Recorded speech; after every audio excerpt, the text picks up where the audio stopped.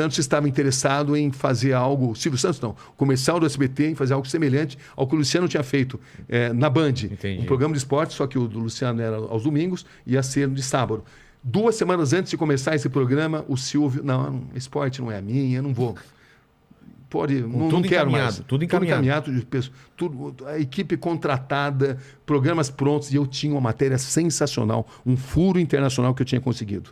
O que era esse furo internacional? É um capítulo desse livro aqui. Qual que é? A grande entrevista com Ben Johnson. Eu onde lembro, pela primeira vez do doping da Olimpíada de Seul.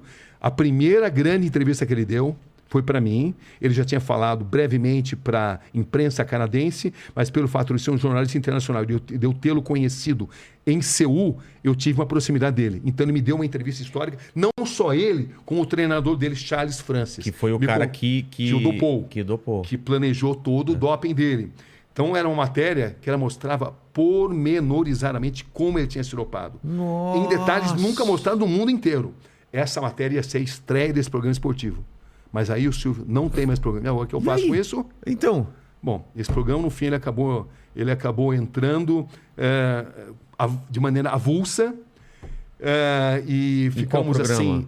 Entrou dentro da programação do SBT, entrou na TV Cultura também. Tá. Foi um programa patrocinado pela Perdigão. Mas não entrou como parte de um grande programa, entrou como uma matéria à parte. Fez um grande sucesso na época, né? Mas aí o que aconteceu? A gente tinha que decidir o que eu iria fazer da minha vida, né? Porque a equipe de esportes não existia mais. Não ia ter mais programação esportiva. Alguns meses depois, o Luciano Calegari me chama: Cabrini, você fez um trabalho fantástico, eu tenho uma coisa legal para te oferecer. Eu falei: o que é? Nós temos um programa aqui que cobre os bastidores da Fórmula 1. Era até o Fernando Calmon que fazia, era um cara que cobria a Fórmula 1. E ele fazia apenas com imagens internacionais, a Viz News na época. E falou: você não quer fazer um programa desse aí? Você não, entendeu? Acho que você vai gostar de fazer. Eu falei: olha, eu topo, mas eu quero viajar para os grandes prêmios. Eu já tinha uma experiência em automobilismo.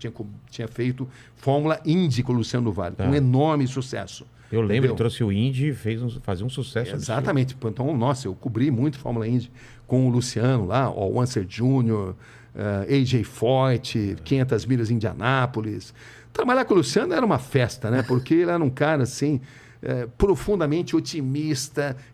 Você jantava com ele, você acreditava que tudo era possível, entendeu? Pelo entusiasmo que ele tinha. E ele era um cara empreendedor, realmente. Bom, mas enfim, então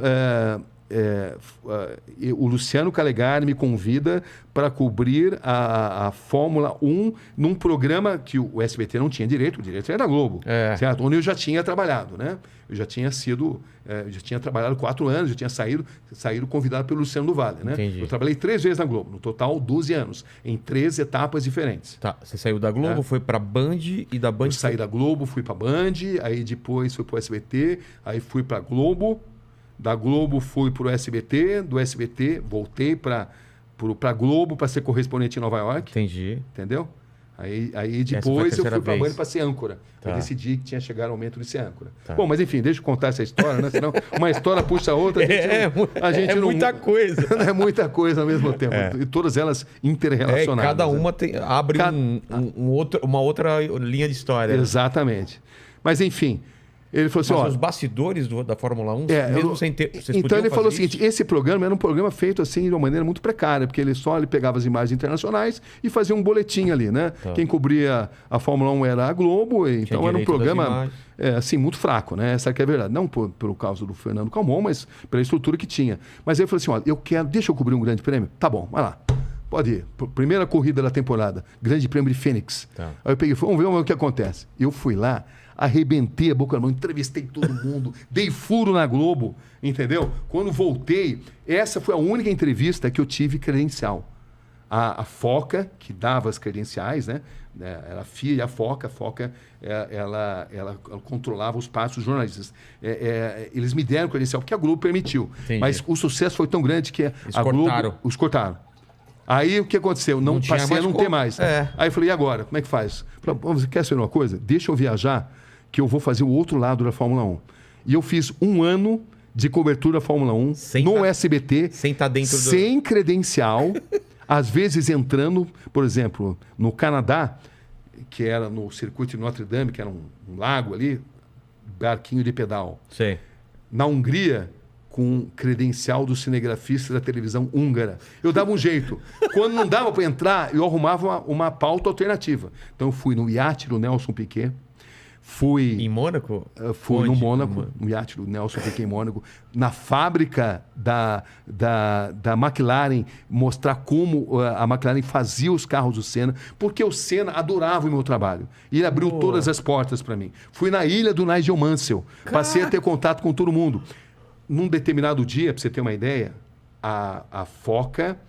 A FIA, aliás, através do Jean-Marie Balestre, obrigou Prost e Senna, que eram rivais, inimigos, a se cumprimentarem. Não, vocês vão se cumprimentar. Mas era uma coisa forçada, eles não queriam se cumprimentar. Claro que eles eram inimigos mortais. Então era uma cena totalmente constrangedora. E só eu filmei isso daí.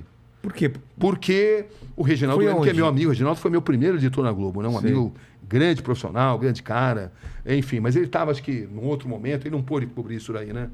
Por alguma razão ele não cobriu e eu cobri. Só as suas imagens. E o fato é que essa cobertura dos bastidores passou a chamar muito a atenção. Começou a ser a coqueluche da cobertura. Resultado, foram muitas aventuras nisso, né? Sim. Resultado, isso tá no livro, no capítulo do Senna tem isso daí.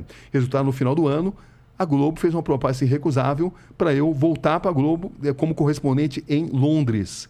Aí eu volto na Globo, agora pela segunda vez, né? Entro na Globo pela segunda vez, que é na minha estreia, onde eu cubro a morte do juiz Giovanni Falcone. Eu era correspondente e fui exatamente contratado porque todos sabiam do meu talento, da minha capacidade de cobrir qualquer tipo de fato. Mas né? Londres é só a base. Era a minha base. De lá você ia para De lá eu ia para todas as partes do mundo cobrindo Fórmula 1.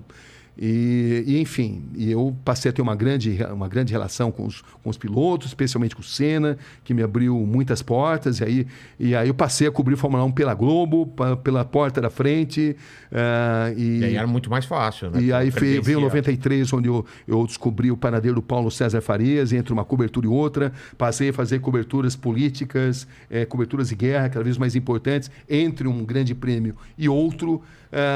E passei a crescer muito. Você fazia ao mesmo tempo, então, os grandes prêmios e fazia essas coberturas também? Fazia. Então você não era preso Não, porque você tinha as corridas, mas as corridas não aconteciam todo fim de semana. Elas tinham ali um determinado número de datas e eu ia para todas. Né? Eu tinha a incumbência de cobrir toda a temporada, mas sobrava muito tempo para cobrir outras coisas. E também, algo que eu fiz que me deu assim, muitas oportunidades.